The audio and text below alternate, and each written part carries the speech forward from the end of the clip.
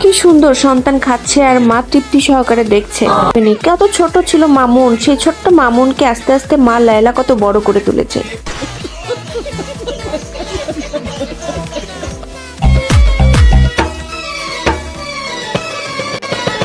আমি নষ্ট মনে নষ্ট চোখে দেখি তোমাকে, মন আমার কি চাই বুঝাই কেমনে।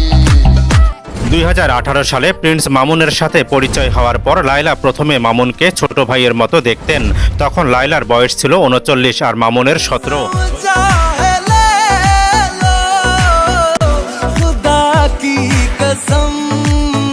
মামুন আজকে মেরে আমার চেহারা কি বানাই দিছে, আমার পেজ ডিলিট করে দিছে। আমি জানি আমার পেজ আমি ডিলিট করে দিছে ভাই।